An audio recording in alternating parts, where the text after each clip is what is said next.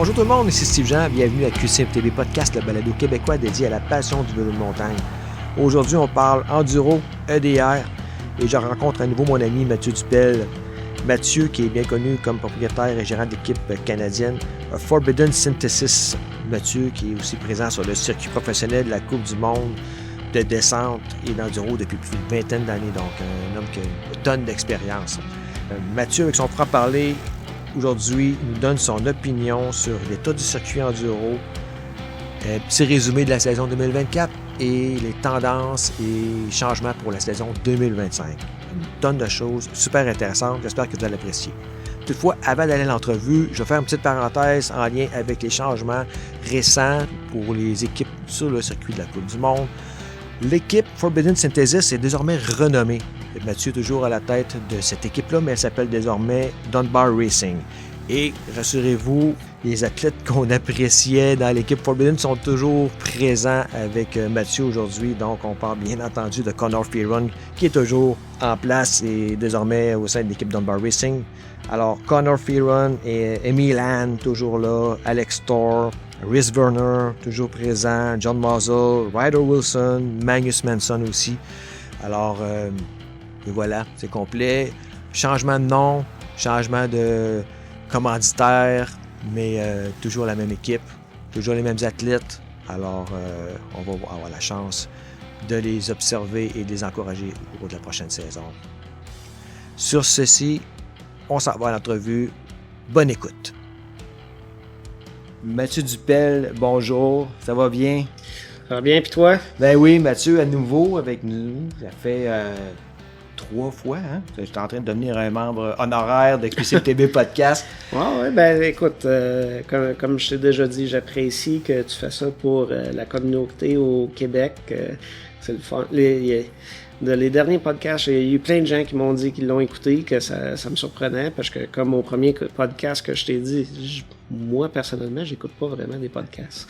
Mais je devrais peut-être, là, mais j'ai plus tendance à juste mettre la radio puis écouter de la musique sur la route.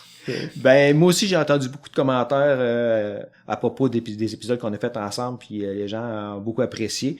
Puis oui, beaucoup de commentaires. Ouais, c'était tout positif qu'est-ce que j'ai entendu. Puis c'était pas un point négatif, mais je m'ai fait dire qu'on parlait trop de différents sujets. Fait qu'on essaie de rester un peu plus concis, ouais, de faire des sujets un peu plus centrés. Aujourd'hui, j'aimerais ça qu'on parle des circuits enduro, de l'état de l'enduro 2024 et qu'est-ce qui s'en vient pour 2025. Généralement, comment ça s'est passé pour tes athlètes aussi. On couvre un peu de tout ça, puis qu'est-ce qui s'en vient, qu'est-ce que les gens devraient s'attendre, puis 2024, comment ça s'est passé selon toi en général pour tes athlètes? Je veux dire, pour tous mes athlètes en enduro, 2023, c'était super. Oui.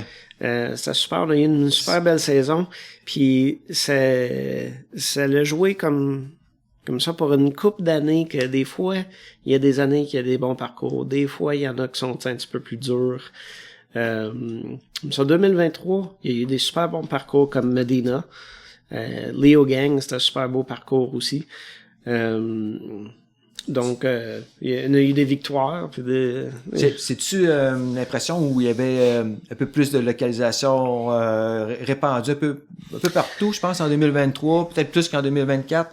Non, je te dirais, en 2024, ils ont eu... le Warner Brothers, qu'est-ce qu'eux autres nous a dit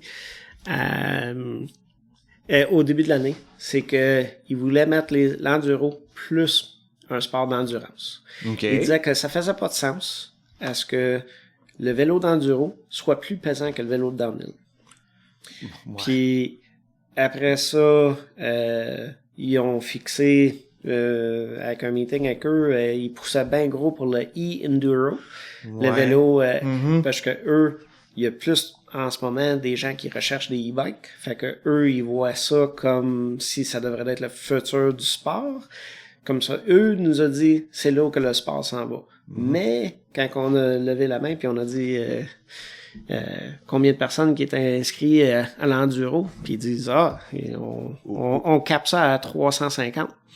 OK, puis il y a combien de personnes qui étaient inscrites au e-enduro, puis ils disent on a plus de bénévoles que d'athlètes.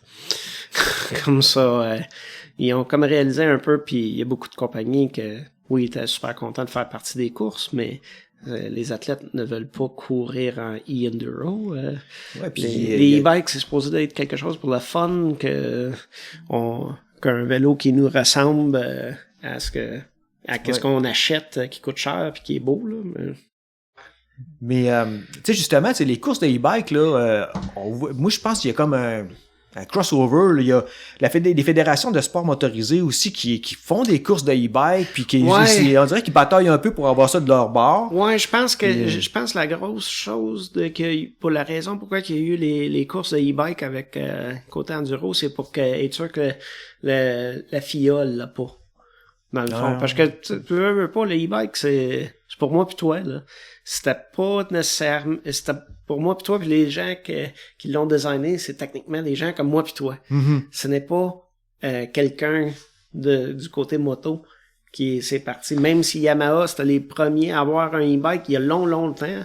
Ouais. Mais là, tu sais, t'as peut-être des compagnies qui en font, tu sais, t'as KTM, t'as, Gas, Husqvarna. Ben oui. Mais, comme ça, je vais revenir sur ce sujet-là dans pas long. Ouais. Que c'est pas quelque chose de super positif, puis tu vas comprendre pourquoi que je dis ça. Mais pour revenir aux courses de e-bike, oui. Les gens, cette année, à cause que là, côté enduro, toujours eu tu sais, dans le passé, il y a toujours des gens qui disent ils trichent parce qu'ils font des ils font des parcours avant, ces choses-là. Là, l'année passée puis l'année d'avant, ils mettaient les courses de e-bike avant la course enduro. Là, il y a plus de gens qui la faisaient parce que, mettons, si j'aurais envoyé Connor, Reese puis Alex faire la course d'enduro, de e-enduro, il y aurait eu 2 pratiques de plus sur le même parcours. OK. Là, cette année, pour faire ça legit, ils ont mis le e-enduro après l'enduro. Puis là, on tombe à une place comme Combloux cette année, que les pistes n'étaient pas super. Puis les gens, ils ont pas vraiment aimé les pistes tant que ça. Puis la course était le vendredi. OK. Puis il y a eu, je pense, comme, je sais pas c'est quoi qu'il y a eu comme fan attendance, là, mais dans mon opinion, vendredi, j'ai vu 0 personne d'autre. À part que des gens qui travaillent avec nous, de d'autres équipes qui étaient là à les fins des finishes. Mm-hmm. Que c'était vraiment triste. Puis après ça, il y a eu le e-enduro qui était le samedi, que on n'est pas resté pour ça parce qu'on avait droit à pas rester. On a été tout de suite à Léger faire du vélo. Puis se préparer pour la Coupe du monde de descente. Puis les gens m'ont dit qu'il n'y avait pas vraiment de spectateurs, qui est vraiment, vraiment triste. Tu sais, c'est une discipline, moi, que je trouve vraiment super intéressante. Je trouve ça passionnant à écouter, mais je trouve que c'est drôle, hein, parce que quand on écoute les gens du milieu, des organisateurs, ils disent que non, il y a de plus en plus de couverture, mais on dirait que pour monsieur, madame, tout le monde, là, il y en a moins peut-être que moi, je dirais, mais je remonte, là, il y a 3-4 ans, là, il me semble que c'était plus facile de suivre qu'est-ce qui se passait là, en enduro qu'aujourd'hui. Là. Ben, là, on va dire, on essaie de rester sur le sujet de l'enduro, mais côté Coupe du Monde, quand on parle d'enduro, on va parler de EWS, EDR, qui est Warner Brothers, puis tout ça ensemble là. Dans la défense des gens qui ont le contrat, Warner Brothers sont understaffed. OK. Puis tout le monde, on va dire les team managers, faire partie de ce groupe-là.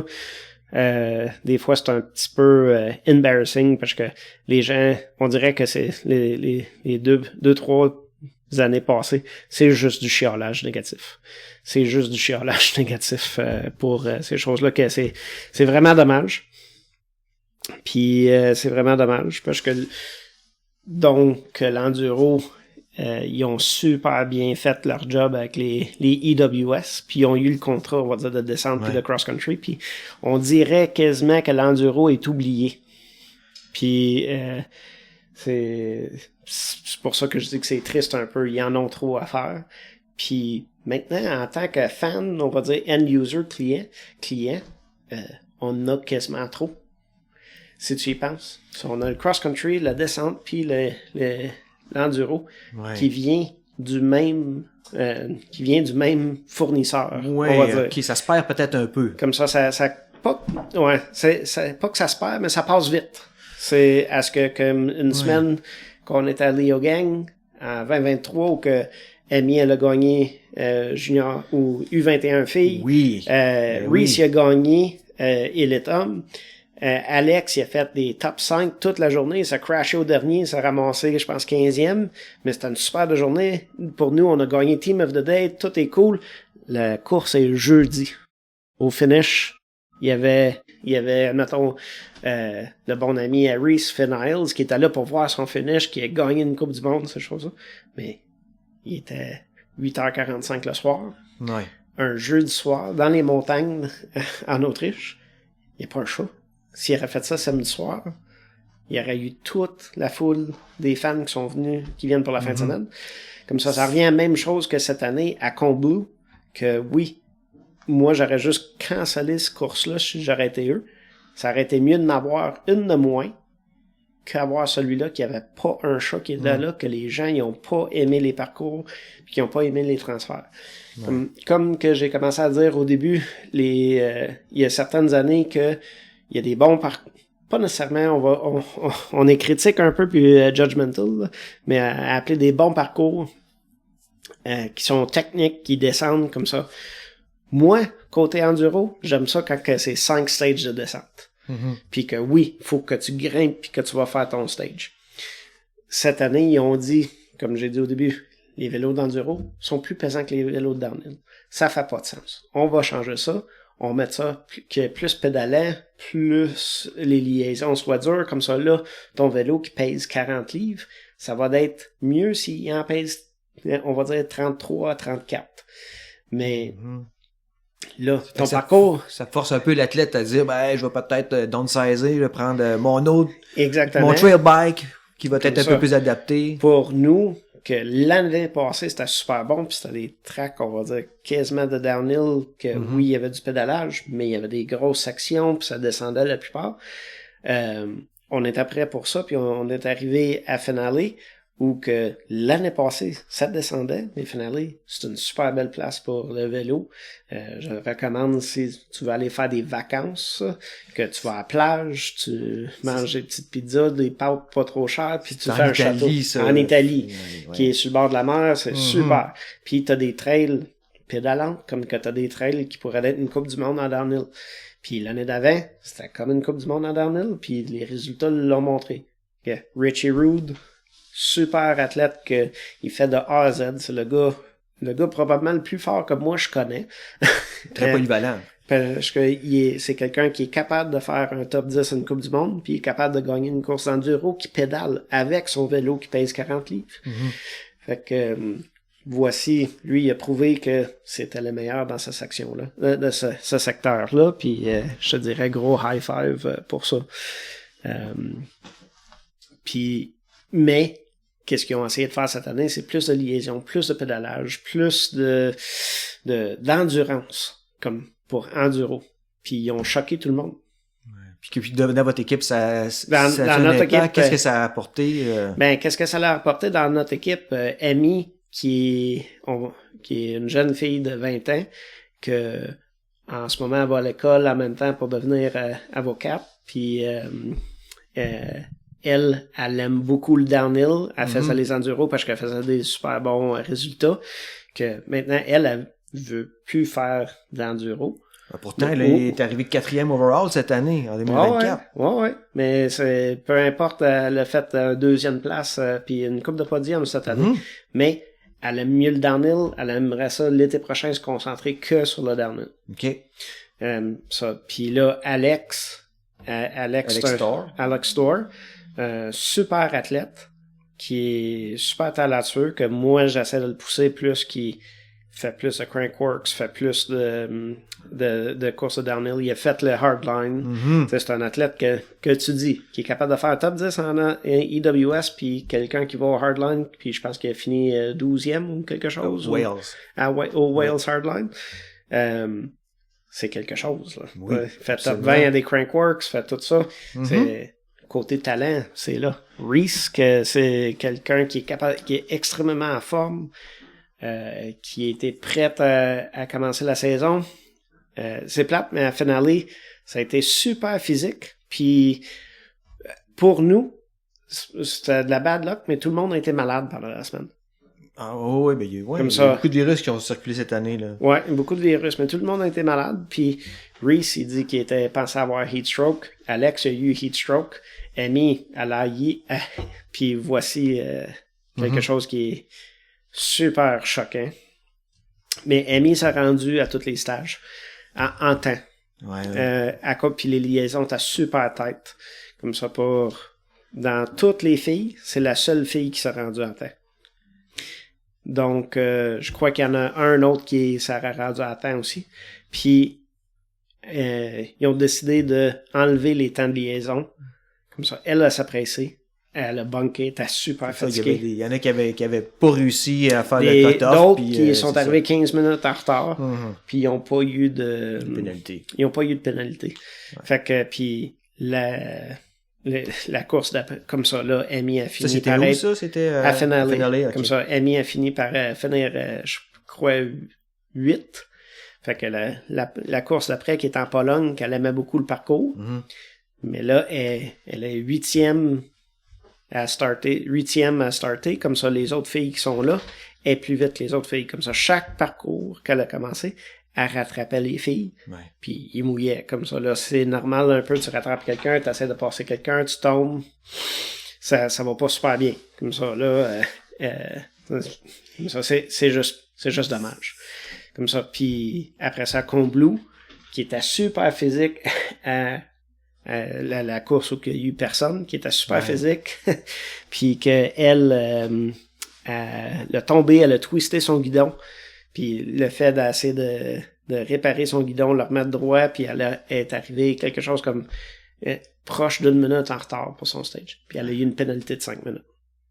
Comme ça, là, les pénalités ont fonctionné, puis ils n'ont pas fonctionné comme ça. Ça laisse un goût amer là, pour tout le monde à dire, oui, on veut encourager tes courses, on veut venir aux courses, puis on veut le faire le mieux qu'on peut, mais on dit, vous suivez pas vos propres règles.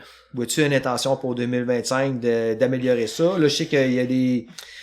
On a entendu dire que là, bon, le e-enduro, c'était pas présenté pour 2025. E-enduro, ils ont dit qu'ils prennent ça en pause, pas jusqu'à temps qu'ils savent qu'est-ce qu'ils veulent faire avec ça. Puis aussi, laisser plus d'espace pour mettre leur énergie sur les autres épreuves. Hein? Exact. Puis après ça, pour les enduros, il y en a un petit peu moins de courses. Okay.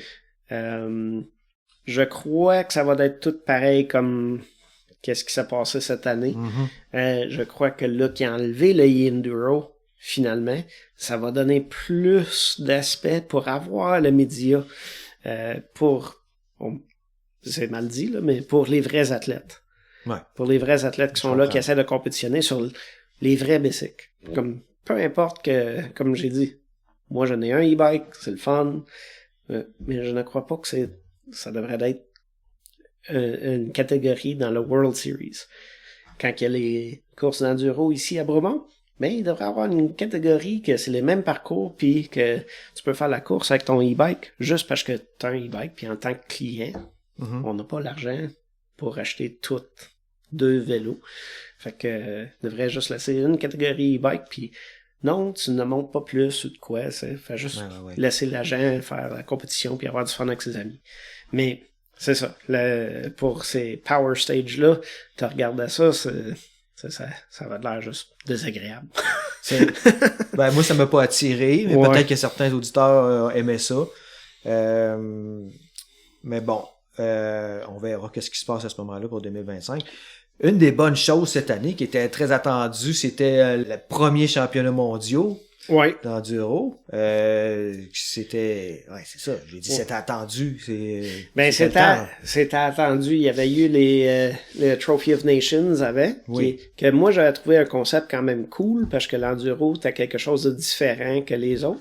À ce moment-là, les équipes c'était par pays. Les gens représentaient des pays. Ça. C'est vrai que c'était bien. Et c'était bien. C'était un différent concept. C'était quand même excitant de faire partie de ça en 2019, que c'était la première...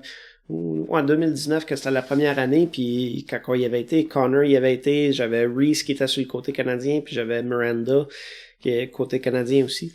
Comme ça, on avait fait des beaux vélos pour tout le monde, puis c'était hot. Oui. Là. Ben oui, je m'en rappelle. Comme ça, c'était très hot, puis c'est quelque chose qui était cool. Cette année, pour, on va dire, continuer, on va dire, le goût amer de ce championnat du monde-là, cette année, on a su un mois en avance que c'était sûr que ça fonctionnait.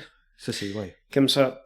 Puis ça, c'est moins que la plupart de mes hôtels l'année prochaine sont soit réservés ou bookés dans certains des dépôts pour être sûr qu'on est pour toute l'année, puis on commence à regarder les billets d'avion.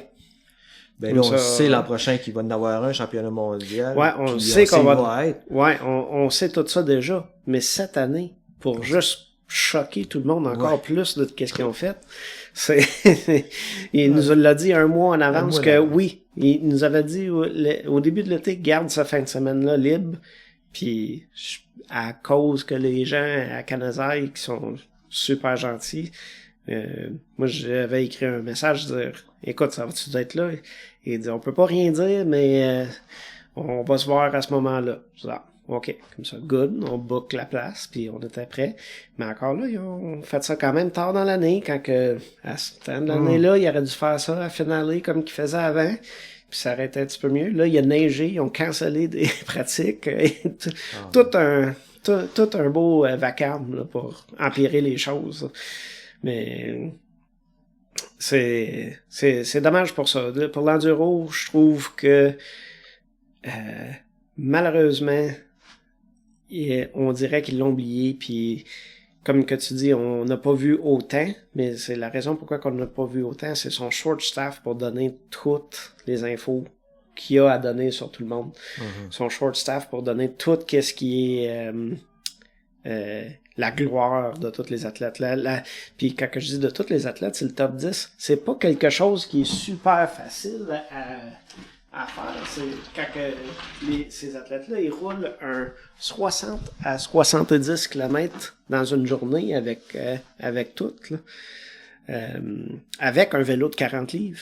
Ouais. Puis faire des pistes que OK, cette année était techniquement plus facile techniquement, mais plus dur côté enduro à pédaler. Puis...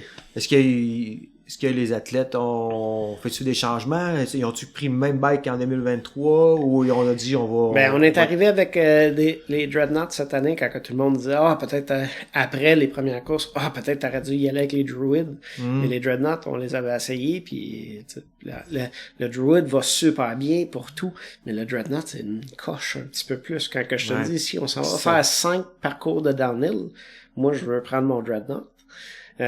Oui, je vais à Bromont avec mon Druid au début de l'année parce que j'étais habitué avec ce vélo-là, puis c'était le seul vélo que j'avais. Mais une fois que j'ai eu accès au Dreadnought, j'ai pas eu de tentation d'avoir le vélo de downhill à cause que le Dreadnought, justement, à partir d'ici, me rend à la montagne, mais qui a été un lift à revenir, faire du downhill toute la journée ou puis être capable de monter les côtes. Il est capable, le vélo. Comme ça, à changer les settings, je te dirais cette année, peut-être on aurait dû aller avec le Druid, mais tous les athlètes avaient leur Dreadnought, puis ont adoré leur Dreadnought, ils ont pas voulu changer. On a laissé ça comme ça. On a même fait des tests, un peu blind, puis le Dreadnought est tout le temps plus vite que le Druid, à cause qu'il est capable de gober plus, puis puis tu penses, à la fin de la journée, t'es fatigué, puis tu fais des erreurs, le vélo, il te pardonne plus que... Ça fait que c'est quand même c'est une analyse à faire. OK, oui, t'as plus d'énergie à dépenser dans les montées pour faire les transferts. Cette année, s'ils gardent la même structure que cette année, à ce que ça soit plus dur à pédaler ou plus endurant à devenir des courses cross-country, les vélos, faudra qu'ils changent, peu importe. Connor, c'était un qu'il est venu faire Fort William, il a fini 22 à Fort William, il est embarqué sur l'avion, il était à Finale, parce qu'il adore Finale pour les fois qu'il était en 2019, puis 2021, on a, ça 2021, on a passé beaucoup de temps là, fait l'enduro aussi, puis c'était le fun. Puis cette année, il a été, puis il a dit « Wow, c'est pas mal une course de cross-country, je veux plus faire d'enduro, c'est comme ça. » Ouais. C'est j'étais un peu comme toi, j'ai l'impression, tu sais, que ils veulent peut-être revenir un peu plus là vers ce que l'enduro était d'un début là avec Mais c'est d'un début en 2012-2011 que les gens, personne allait vers ça. Ouais. Comme ça, en 2011, si tu regardes les vélos d'enduro en 2011, qu'est-ce qui était à Finale, qu'est-ce qui était à Finale, à ce moment-là, tu voulais pas avoir ce vélo-là. Aujourd'hui, tu regardes le Dreadnought ou le vélo à Richie Rude, puis tu te dis, wow, j'aimerais bien savoir ce vélo-là. Il y en a des bébelles dessus, tu sais, comme on parlait dans un autre podcast, on a parlé du O-Chain, du Flight Attendant, du Steering Damper. Hey, je veux tout avoir ces choses-là. Ça, pourquoi pas faire quelque chose que on va dire le end user qui est le fan qui regarde, qui dit je veux avoir ça. Je veux avoir ça versus que là tu vas regarder puis tu vas dire ouais, je veux pas vraiment avoir un vélo qui ressemble quasiment à un bicycle de cross-country mais là faut qu'il gobe un petit peu plus ou puis je vais acheter ça pour aller faire du vélo au bike park. Parce que tu sais, tu l'as dit là, je pense que tu sais, moi quand j'ai commencé à accrocher beaucoup sur l'enduro, à suivre les courses, c'est parce que là, en même temps, je me reconnaissais peut-être un peu plus dans ces épreuves-là. Tu sais, je me disais, oh, c'est ok, c'est pas des gaps de 50 pieds, puis des drops de la mort. Tu sais, c'est des parcours comme on voit un peu chez nous. Puis tu sais, ils ont des bikes hot quand même. Il y a des bikes que j'aimerais avoir, puis tu sais, en même temps des trails que je serais capable de faire. Des trails que je suis capable de faire, puis des trails que je voudrais faire. Comme tu dis, c'est pas Rampage, c'est pas des drops de la mort, ces choses-là. Oui, ça descend, t'as des rock garden, des petits jumps ici et là, t'as un petit peu de tout, mais t'as eu du fun. Je pense à 2021 que quand même, ou 2022. En tout cas, pour qu'est-ce qui est 2023, on a pris le chairlift souvent. Oui. On a pris le chairlift souvent en enduro, puis écoute, à la fin du week-end, les athlètes, les fans qui sont là, ils ont vu des choses cool. Les athlètes sont contents que, oui, c'est à 70 km, oui, avec les chairlifts, que oui, ils montent le chairlift, après ça, ils montent en pédalant un autre pic. Puis, oui, il y a un challenge, mais ils ont été capables de le faire. C'était le fun, c'était agréable. Mais là, t'enlèves le côté agréable, le fun, comme ça, l'athlète, à la fin du week-end, il veut nécessairement pas dire qu'il fait ça, il veut que ça retourne comme avant. Ben, il y avait quand même, à cette époque-là, tu sais, oui, tu dis il y avait du chairlift, mais il y avait quand même certaines transitions qui étaient pédalantes. Ouais, ben. Puis, tu sais, ça prenait un équilibre entre les deux. Ben, c'est ça que je veux dire. Quand on est dans les Alpes, là, les chairlifts montent, mais ils montent pas jusqu'au top souvent. Puis il y a des transitions d'un côté de montagne à l'autre. Leo Gang, c'est un prime example que oui, techniquement, c'est tout en chairlift, mais tu montes une vallée, tu descends l'autre côté de la vallée. Après ça, tu remontes en chairlift l'autre vallée, tu traverses le top de la montagne comme une couple de kilomètres, puis là, tu descends un côté pour aller chercher, puis tu pédales 10 kilomètres sur la route. Mais ça, c'est tout comme une belle aventure. Ouais. Quand on tombe à ce que quand on tombe à ce que c'est pas mal, pas dire que course cross-country c'est pas bon, mais l'athlète qui est là, que lui, il s'entraînait à être sûr qu'il était physiquement capable de tenir son vélo pour 5 courses de downhill. Après ça, que là, c'est rendu plat, les pneus sont trop gros, toutes ces choses. C'est à changer drastiquement. C'est dommage qu'ils essaient de guider le sport d'une telle manière que les gens veulent pas. Parce que dans leur vue, le vélo d'enduro est plus pesant qu'un vélo de downhill. Mais est-tu vraiment plus pesant qu'un vélo de downhill? Ben, notre vélo d'enduro pèse 38 livres, on va dire. il y a un pneu de downhill en avant en arrière, il y a un tube dans le petit caisson en dessous du au-dessus du bottom bracket. Après ça, il y a une cartouche CO2, il y a le petit outil, il y a le flight attendant, c'est un choc à spring. Tu sais, il commence à en avoir beaucoup là, de choses pour il y a un steering damper, comme ça, on va dire 38,5 là. Puis quand il est plein de boîtes, là, il va être 40. Mais notre vélo de downhill, la manière qu'il est monté, je pense qu'il est juste en dessous de 35. Oh ouais, OK. Mais c'est le choix. Mais faut que tu traînes tes outils, faut que tu traînes tes exactement. Puis notre vélo de downhill vient avec un sprinter, puis une coupe de tente, puis un mécano, puis un wheel set de spare dans le sprinter, puis toute la kit. Versus que le vélo d'enduro, ben lui, il part pour la journée, puis tu ne le revois pas. Non, tu peux pas changer les choses comme ça. C'est plate qui écrit les choses comme... Ben, c'est aller à l'encontre du... Je dirais, du développement naturel aussi, que c'est vers là que les bikes sont allés naturellement parce qu'il y avait un besoin pour ça, parce que c'est... Exact. Comme ça, là, eux autres, ils agissent comme s'ils ont fait une erreur, mais là, tout le monde aimait ça. Là, cette année, ça a laissé beaucoup de gens pas super heureux. Là. Si on remet ça en perspective avec ce qui se passe ailleurs sur la scène mondiale, mettons, là, tout ce qui est national, un peu partout, là, si on compare avec ce qui... la Coupe du Monde présente versus qu'est-ce qui est présenté, je dirais ici, là, au niveau les championnats canadiens d'enduro puis tout ça, là, on compare ça comment? Ben, supposément, cette année, le championnat canadien à Kamloops, que supposément, c'était pas un vrai championnat canadien, mais tout le monde a aimé les parcours. Puis, à Kamloops, c'est là où il y a eu le championnat canadien en downhill. Donc, la piste de downhill, c'était un des stages d'enduro. Comme ça, c'était le fun. Les gens vont vouloir revenir. Leur vélo, c'était pas rien qu'ils pouvaient pas faire avec leur vélo d'enduro. Comme ça, c'était le fun. Ils ont pas fait faire une course que c'était super physique en montant.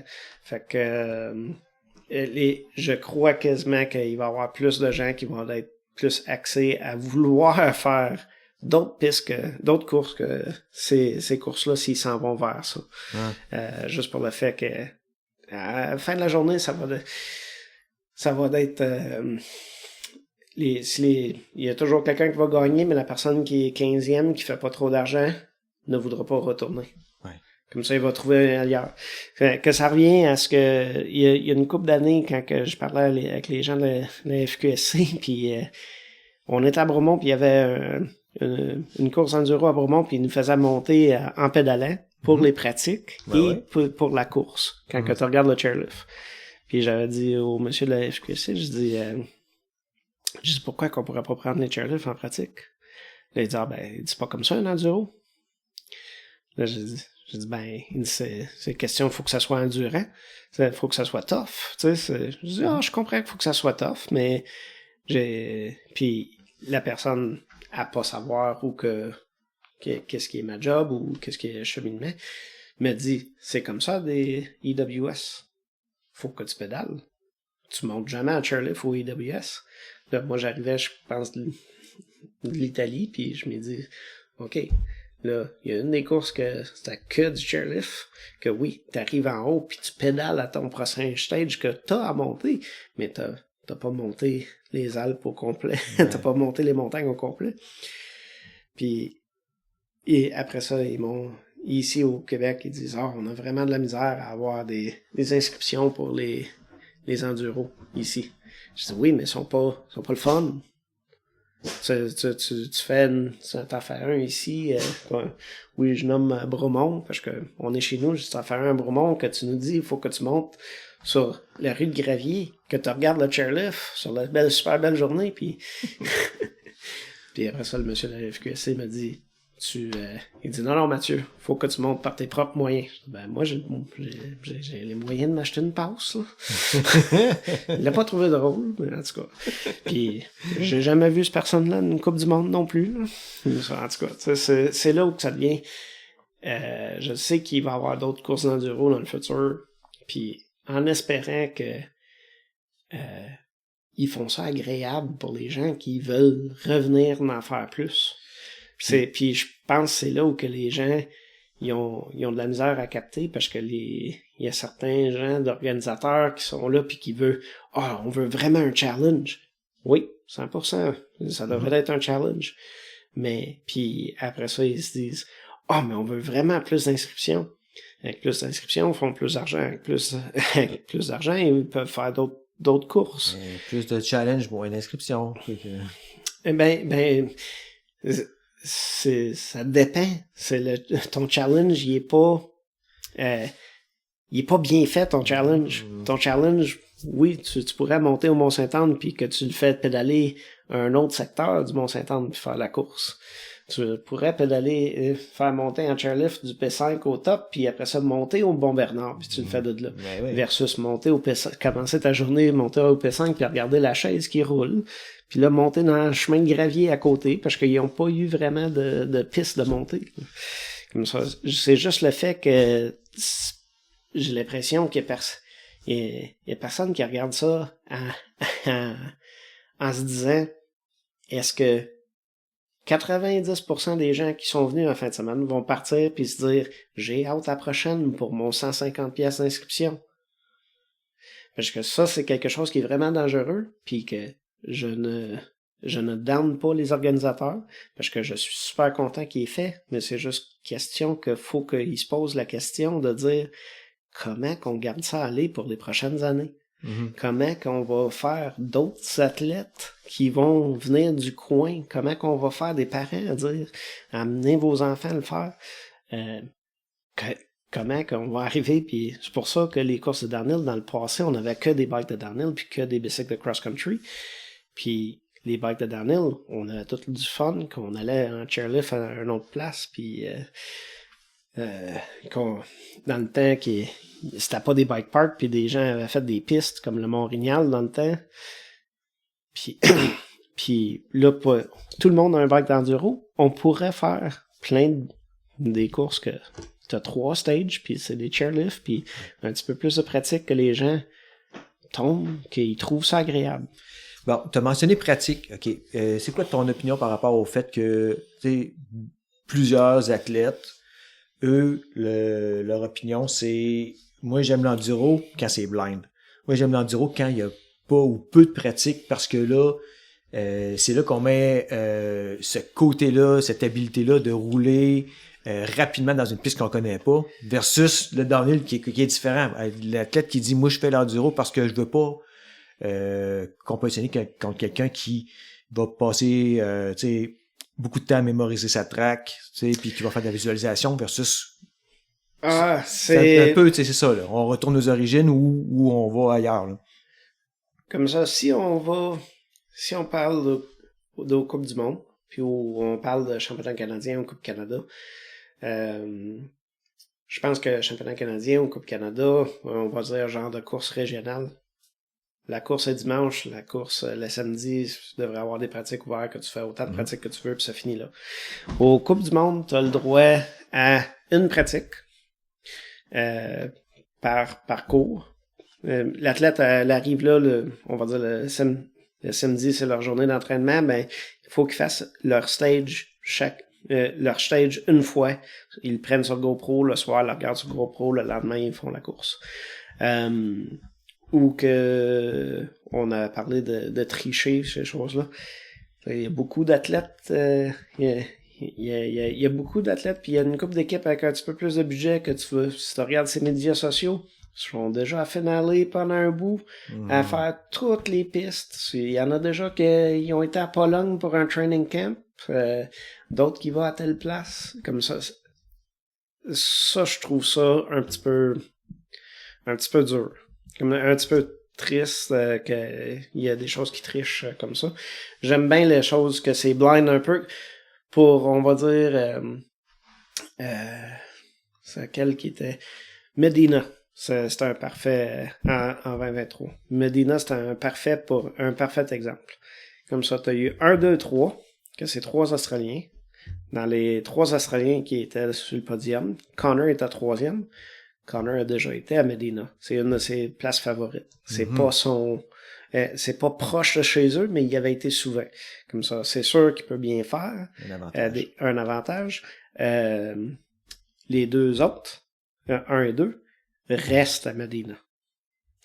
Après ça, en 4e place, c'était Reese Werner qui a battu justement d'autres personnes qui étaient là. Comme ça, Reese, il avait jamais été à Medina, puis il a fini 4. Que c'était super. Puis Medina, c'est des super belles tracks qui descendent. C'est technique, t'as des tournants, t'as du tout, t'as des jumps. Sur un Druid. Comme ça, qui t'a quand même pas pire. Mais il a fini 4. J'ai vérifié après, comme une couple de semaines après, sur le top 10, le premier 9 avait déjà été à Medina plus qu'une fois dans leur vie. Mm-hmm. Il y avait Reese, et après ça, il y avait numéro 10 après qui avait jamais été. Ça fait que ça donne vraiment plus une importance à cette position-là, pour Reese, par exemple, là, qui est allé... Oui, puis c'est ça que ce que j'ai trouvé que c'était plate parce que ça a été overshadow à cause qu'il y a eu tellement de médias pour tout le monde d'autre. Puis Reese, il est à 4. Puis ils ont même mis à TV, ils sont genre, à cause que Troy Brosnan a fait la course, puis là-bas, puis il a fini 5, Troy. Mais à TV, si tu regardes le replay, ça va on dirait que Troy a fini en avant de Reese. Donc, Reese, il est allé dire, pourquoi qu'ils m'ont fait ça? Je suis comme, chose qui arrive, là, on peut pas retourner dans le passé, mais comme ça, si on regarde, le vrai gagnant de celle-là, c'est Reese. Parce que c'est lui qui a fait le meilleur temps de la journée. Puis les 3 autres, Connor, super bon. Les 2 autres, super bons. Mais ils ont déjà été. Comme ça leur donnait un petit coup de pied dans le cul de plus qu'ils l'ont déjà fait. Là. Mais ça, c'est vrai pour toutes les courses partout. Là. Moi, que ça soit une piste flambant neuve. Là, oui, mais t'as les 2 autres kids qui vivent là puis qui travaillaient sur les trails aussi. Comme ça. Puis après ça, t'as Connor qui est venu quand même souvent. Comme ça. Je prends ça comme exemple. Mm-hmm. Mais je veux pas nommer de nom puis je veux pas nommer d'équipe. Comme ça, Medina, c'est en Tasmanie. C'est loin. Comme ça, là, les locales australiens, que c'est une belle place à rouler, c'est normal pour eux autres qui aient roulé là. Mais si tu regardes une couple d'équipes d'enduro, là, ils font des beaux trips partout à travers l'Europe, souvent des test camps et des choses comme ça, à toutes des places, que c'est toutes des courses. Puis c'est juste en Europe à cette heure. Fait que en arrivant, quelqu'un qui est de l'Amérique du Nord ou de l'Australie, qui arrive puis qui va à ces courses-là, s'il veut bien faire, il faut quasiment qu'il ait triché, tu vas à tous les événements 2 fois dans l'année. Puis si tu regardes, il y a une couple d'équipes qui voyagent souvent, là, puis qui y vont à toute la gang. Mais rendu là, c'est quasiment rendu une nécessité si tu veux. Ouais, ça devient au top, là. Exactement, c'est plate parce que ça devient une nécessité, puis après ça, on revient à parler des budgets. Mm-hmm. Là, côté budget, c'est pour nous, Forbidden, le cœur est là, mais le budget n'est pas là. Comme ça, on peut pas inventer de l'argent. Tu peux inventer de l'argent avec du crédit jusqu'à un certain point, mais après ça, ça va pas plus loin. Comme ça. Puis c'est ça qu'est-ce qui est tough avec ces choses-là. Comme ça, pour l'enduro, je trouve ça tough un peu. Tu sais, il y a une coupe d'avenues ici qu'on peut dire qu'il y a beaucoup de plus, puis que c'est vraiment cool, puis qu'il y a des affaires qui sont vraiment pas le fun. Ça fait que 2025 pour Forbidden Synthesis, le temps peut-être rapidement déjà te parler d'Amy qui était moins intéressée. Amy pour 2025, elle veut faire que du downhill. Connor ne veut plus faire d'enduro après son expérience cette année.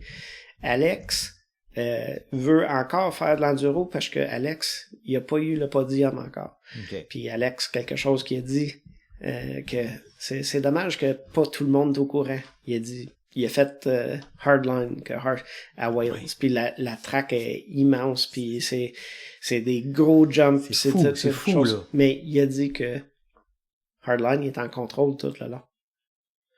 Il dit pendant des courses d'enduro, il y a des affaires qui sont beaucoup plus impressionnantes dans ses yeux pendant la course enduro, dans les trails que personne ne voit. Ah oui. À sauter par-dessus des roches, puis essayer d'aller le plus vite possible, puis des affaires qui sont plus sketch. Dire Hardline, c'est impressionnant, mais tout en contrôle. Ça. Bon, ça fait que... Puis Reese, lui, il a gagné, puis il veut regagner encore, puis cette année, il était malade une couple de fois, puis il se cassait des côtes à la fin de l'année, comme ça, lui, il est encore, on va dire, he's hungry, là. Il veut, il a pas fini. Puis Brooke était inscrit en 2024 en enduro, il va-tu aussi courir en enduro l'an prochain, ou lui aussi, il va décider de... Je pense pas. Je pense pas. On va voir, il a pas eu une bonne expérience à Combloux. Il pensait que c'était pour être le fun, mais malheureusement, ça a été une des plus physiques de l'année. Puis tête comme ça. Ça a fait mal comme épreuve, celle-là. Combloux, ouais, là. ben ça a fait mal comme épreuve, plus que les pistes n'étaient pas les meilleures. L'emplacement est un peu on va dire plate, discutable comme que tu dis, puis le fait que ça a été vendredi, qu'il n'y a pas eu un spectateur, c'était décevant. Ça, c'était vraiment comme aller à une course puis se dire, OK, l'enduro, c'est mort. Mais si on se pointe au championnat canadien puis tu regardes tout le monde qui ont des vélos d'enduro puis qui se donnent puis tout ça, non, l'enduro n'est pas mort. Non. C'est juste pour l'organisation, la manière qu'ils l'ont fait, c'était pas super bien. Bon, ben, on peut-tu faire une rapide parenthèse parce que là, on a parlé de Hardline tantôt. Ça fait quand même plusieurs années que les coureurs de ton équipe participent à différents Hardline. On parle de... Ben, cette année, c'était la première fois qu'il y avait une épreuve en Tasmanie. Ouais. Puis Brooke et Connor sont allés. Connor a fait une superbe 5e place.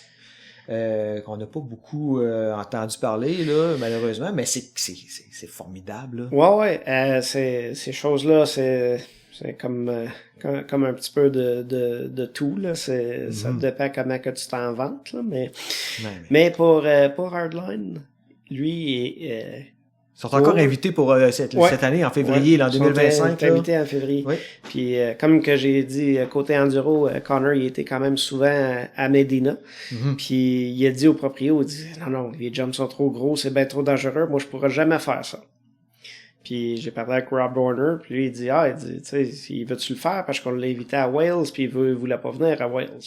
Mais, pendant la saison, c'est un petit peu différent à dire, tu vas faire un événement comme ça. Ça, j'ai dit non, il va y aller parce que cette Medina, c'est techniquement une place qui aime rouler. Comme ça, Connor, il est là, il dit, je peux pas croire que tu m'as inscrit à ça, je suis pas sûr, j'ai vu la track, il y a no way que je fais ça. Comme ça, pourtant, mais les athlètes qui sont allés, là, ont beaucoup aimé la track en bout de ligne, hein. Écoute ça, là, comme ça, là, il a dit ça tout l'hiver, tout notre hiver, son été. Puis à parler au proprio Simon, puis lui dire non, c'est bien trop gros, je pourrais jamais faire ça. Red Bull, c'est sur invitation, donc ils payent tous les athlètes un montant d'argent pour venir. La madame de Red Bull a dit Connor, il a jamais donné ses infos bancaires. Là, je l'appelle, je dis, il faut que tu donnes tes infos bancaires. Il dit, écoute, je veux pas prendre l'argent parce que je me sens pas correct de prendre l'argent puis arriver là puis je vais peut-être dire je le fais pas. Je dis, Connor, if you don't do it, there's a lot of other people that aren't gonna do it. Elle dit, non, comme ça, là, c'est correct, whatever. Puis on continue comme ça. Là, il va là, la première journée de pratique. On a marché le parcours, c'est quand même des gros jumps. Fait que t'as réussi à le convaincre, finalement. Il était là, j'ai loué la place. C'est extrêmement cher pour aller là. Comme ça, je dis là, c'est mieux je dis, si tu décides que tu fais pas ça, on a Matt Staggs, qui est un bon ami qui est là. On va faire un maudit beau vidéo, parce que là, je viens de dépenser quand même de l'argent pour une maison à louer, puis que je descende en bas là avec tout du nouveau stock. On va faire une vidéo à Connor, ce qui est bon. Hein. Ça, c'était le backup plan. On est arrivé là, on a fait le track walk. Puis là, l'affaire qui est cool de ça, c'est un peu des YouTubers, influenceurs, des courseurs, des gars de freeride, tout mixés dans 20 personnes. Fait que là, t'as tous ces gars-là qui marchent à parcours puis qui sont là comme oh wow, that's big, tu sais, c'est puis des gars qui disent des gars qui regardent toutes ces choses-là, qui sont game de faire ça, puis on revient, puis on est là, man, those guys are crazy pour vouloir faire ça, ou mettons leur skill level. Fait que pendant la qualif, il a mouillé. Puis je pense que c'est Mike Jones ou Matt Jones? Matt Jones. Ouais. Quand lui, tu vas me trouver peut-être poche, mais je savais pas c'était qui avant d'arriver là. Parce que je regarde pas YouTube, puis je suis pas tous ces influenceurs-là, parce que... Mais le gars, super gentil. Ouais, on a hang out très avec... talentueux aussi. Hein. Super talentueux, très très gentil, puis lui pendant il y a une section de roche, c'était télévisé là-bas, pendant la pratique, puis tous les coureurs de Coupe du Monde qui descendaient passaient à travers la roche sans problème, mais lui, il passait sa roche, puis il a glissé juste en bas. Il est arrivé, là, c'était comme s'il avait embarqué dans la Grèce, puis il a tombé en bas. Il a glissé en bas d'une grosse roche, puis quand il est arrivé en bas, puis il dit, j'ai les mêmes tires, ça fait 4 ans sur le bicycle. Comme ça, là. Là, on était là, on écoutait ça, puis je suis comme, là, Connor, il dit, it's got the same tires, ça fait 4 ans, il devrait peut-être pas rouler ce bike-là. Je suis comme, En tout cas, mais c'était juste un vraiment fun expérience de toutes ces personnes-là. Puis Connor, au début, j'étais à côté de la drop de container, là. J'étais debout. C'est haut, là. C'est la même chose que comme quand je t'avais déjà expliqué, j'étais à Rampage souvent. Qu'est-ce qu'on voit à TV, ça a de l'air gros, mais quand t'es debout à côté, c'est impossible. Comme ça, là, c'était j'étais à côté, puis j'étais comme, oh my god. Là, Connor, il monte en haut, il a regardé une couple d'autres personnes le faire. Et il y a certains gars, il y a un gars avec un bicycle Scott qui a landé, là. Je suis convaincu que il y a quelque chose qui a bougé sur le vélo en tant que les pivots de choc, ou il y a quelque chose qui a bougé tellement le crack que ça l'a fait quand il a landé. Puis si Connor Brook aurait fait un bruit comme ça, on aurait changé de bicycle rendu en bas. J'aurais jamais... Mais les gars, ils se pointent là, ils ont un bicycle, ils ont même pas de roue de spare. Puis ils font juste... Oh, ouais. Moi, je me pointais là, s'assurer que on avait 4 bicycles, puis... tout ce qu'il fallait pour réparer. Tout ce qu'il fallait, puis finalement, ils ont pas endommagé tant que ça parce qu'ils ont été intelligents. Puis ça, c'est quelque chose que... ils cassent jamais rien, à moins que ça l'aille mal. Fait que Connor, Brook, il a sauté en bas. C'était parfait. Connor, il a sauté en bas. Il était le plus smooth dans tout le monde. Ça leur a-tu pris du temps ou ils sont allés right away, là, ils l'ont regardé? Puis... Brook, il est plus game que Connor. Brook est arrivé, puis il a suivi quelqu'un, puis il a sauté, puis that's it, là. Brook est un peu plus cascadeur que Connor. Connor est arrivé, il a regardé en haut, puis moi, j'étais juste là, je le textais, je disais, if you don't want to do it, it's fine. Puis finalement, il a jumpé, le plus smooth de toute la gang. On n'a même pas attendu comme les tires faire comme c'est comme ça là, je suis comme, ah, cool. T'es arrivé en bas, il y a eu quand même, l'affaire qui est cool, ces événements-là, ils le font vraiment pour les médias. T'as tous les filmeurs qui sont en haut, puis ils sectionnent les sections jusqu'en bas, comme ça. Le end-user, qui est nous, qui regarde ça après, côté médias sociaux, on voit ça partout, après ça on le voit à TV, c'est juste parfait, comme ça. Puis c'est gratuit, puis tout le monde... Ouais. Je vais venir à ça plus tard, mais puis les gens, sur les 20-25 athlètes qui sont là, oui, il y en a qui ont gagné ou quoi, mais ils ont tous à peu près le même média à la fin de la journée. T'sais, tout le monde a du média en masse. Il y en a beaucoup. Il y en a avant, il y en a pendant, il y en a après. Exactement. Puis ça t'offre. Comme ça, l'affaire qui était quand même drôle, c'est notre première course avec Brook. Brook a fini 11. Brook qui était là, puis il disait, j'aurais voulu faire au moins top 10, là. Mais c'est quelque chose. C'était vraiment une track. Et moi, je vois ce track-là être une piste de Coupe du Monde cool. Ça, c'est gros, mais tout le monde est capable de le faire. Medina a super bien fait ça. Connor est arrivé en descendant en bas, puis Connor dit qu'il a pris ça easy. Il est pas... Pour vrai. Il est pas poussé pour se faire mal ou faire le show ou quoi. En bas, je l'ai sur vidéo sur mon téléphone, il pogne le jump, il fait un gros whip avec en levant son pied, toute le kit, il lande. Il arrive en bas, puis comme chaque course, je suis en bas avec des bouteilles d'eau, puis Simon, le proprio de Medina, il est là. Puis Connor, il enlève son casque, il dit « Wow, that was really easy. » Puis là, Simon le regardait, puis c'est deux bons amis, là. Moi, je regarde Simon, je dis « Just hit him. » Pendant 3 mois, il a dit « Ah non, it's gonna be too hard, it's too dangerous. » Il est arrivé en bas, il dit « Ah, that was pretty easy. » Fait que là, ils ont eu l'invitation pour 2025. Ouais. Ils vont être là. Ouais, ils vont être là. On va espérer que tout va bien, comme ça je peux aller faire le support ou que Raph va faire le support, un des deux.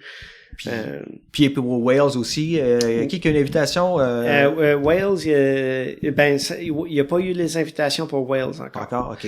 Comme ça, on va. Je crois qu'ils basent ça sur les résultats qu'il y a courants. Puis après ça, ils vont y aller avec qu'est-ce qui est available dans tout ça. Comme ça, il y avait l'année passée, on a été chanceux qu'Alex a pu le faire. Puis c'était parfait là, les footage de tout ça, c'était vraiment cool. On espère en faire plus. Puis, qu'est-ce que Red Bull a dit? Après Wales, ils ont dit que les Hardline ont eu le plus gros live viewing sur leur plateforme à date. Les codes d'écoute sont exceptionnels. Là, le code d'écoute live était plus gros que Rampage. Puis ça, c'était leur plus gros à date live. Plus que les Coupes du Monde. Là. Puis plus, ouais, exactement. Puis plus que les Coupes du Monde en descente en cross-country. Comme ça, là, ça, qu'est-ce qu'il y en a que tu dis, tu peux le voir gratuitement. On revenait que dans un autre podcast qu'on parlait de tech puis comment que notre vélo coûte cher puis tout le kit. Ici au Canada, faut payer le 225$, je crois, pour le Flow Sports pour l'année pour voir les Coupes du Monde. Oui. Oui, ici à Bromont, on est chanceux qu'on a Pit Stop, que les gens peuvent aller le regarder là-bas les dimanches quand il y a la course. Mais nous, on l'a payé, mais il y en a une grande majorité de personnes qui le regardaient, que c'était religieusement, qui ne regardent plus. Puis là, après ça, il y a des rumeurs que peut-être qu'il y aura d'autres épreuves de hardline. Ouais. Ça reste à voir. Ça reste des rumeurs, je pense. Ça reste des rumeurs en ce moment. Il n'y a pas rien de confirmé. Mais je te dirais que pour ces rumeurs-là, regarde où que G. Atherton sur son Instagram va rouler. Oui, c'est un bon indice, je dirais. Hey, écoute, on va vous souhaiter une bonne saison qui s'en vient, puis on va attentivement écouter le Hardline au mois de février. Ouais. On va regarder ça. Ça va être super plaisant, puis bien excitant. Et puis, on va rester voir attentif qu'est-ce qui se passe avec l'enduro au cours des prochaines années. Puis,